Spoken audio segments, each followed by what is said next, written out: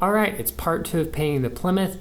Let me get you guys up to speed on what it took to get the Locomotive to this point, so let's dive into it.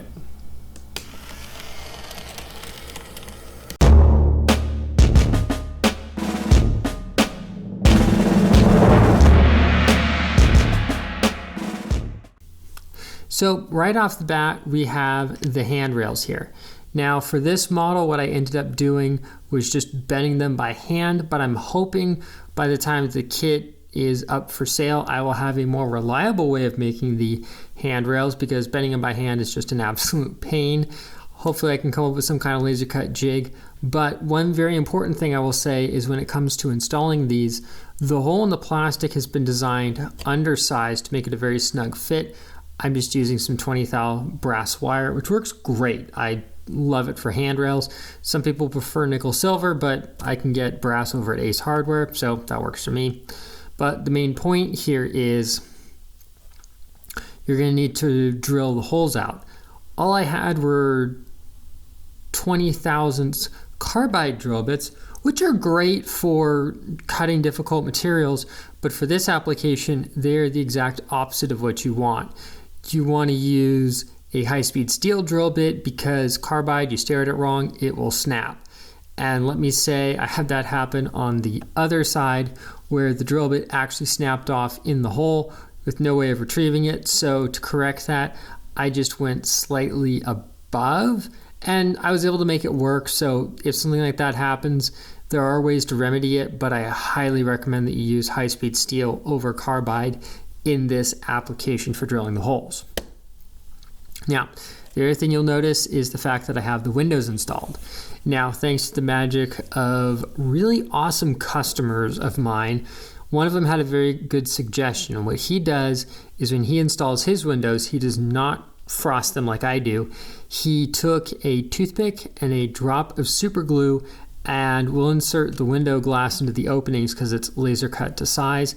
Just take a drop of the glue, touch it to the edge, let the glue wick in, and then give it a minute or two to fully dry, and then kind of work its way around from there. So you can install windows with super glue, you just got to use the right technique, and I've actually tried that on another model that I'm working on, and it works really good. It is not foolproof.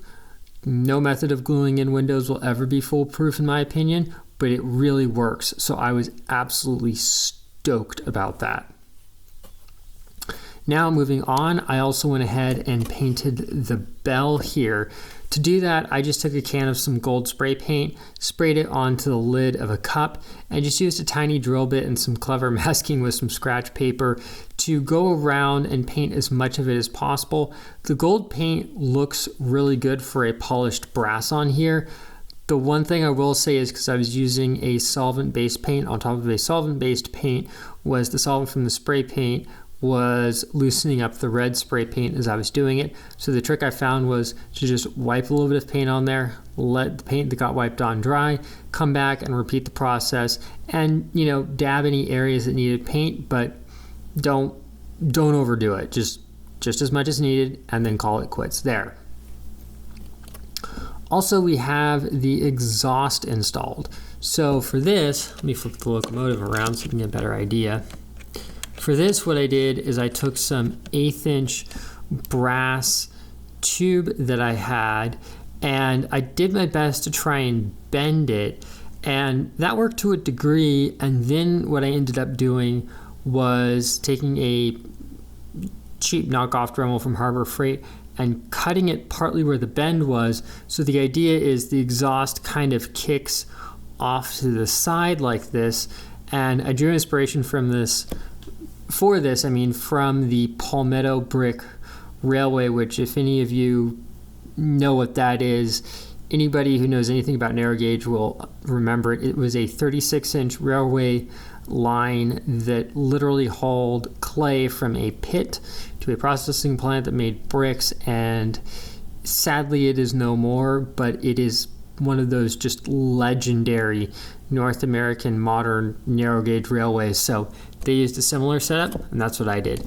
To drill the hole, I just used an 1/8 inch drill bit and a drill press, carefully drilled it in there, and turned out really good. I'm very happy with the end result. was a lot more work than I would have wanted. Now, lastly, I have the power truck installed, and I got in my hardware from McMaster-Carr, which was really the only thing holding this kit back from going into production, if you will. So if you guys are interested in picking up an unpainted version, sorry, fancy stack is not included, but the window glass is, and I will hopefully have something figured out with the handrails. I will have a link in the video description to where you can grab one of these in the Etsy shop. Sales from there are pretty much what drives the channel. I'm not trying to guilt trip anybody into buying things from there. I'm just being perfectly honest. So if you like what I do, you like stuff I make, go and check it out. You don't need to buy. That's totally up to you, but just throwing that out there. So that's where I'm going to conclude the video here. There's definitely things that I want to look into doing in the future, like installing some little surface mount LEDs, maybe with a little bit of that crystal clear or something similar in there, and then hooking them up to some kind of maybe a like a non-flickering LED circuit. So very simply, the way it works is it draws track power, takes it so if it's, you know, positive or negative, if it's correct or reverse polarity, it evens that out, sends it through a capacitor, which acts kind of like a battery in this application. It just stores the energy, so that way when the train does not have track power, the lights will still stay on.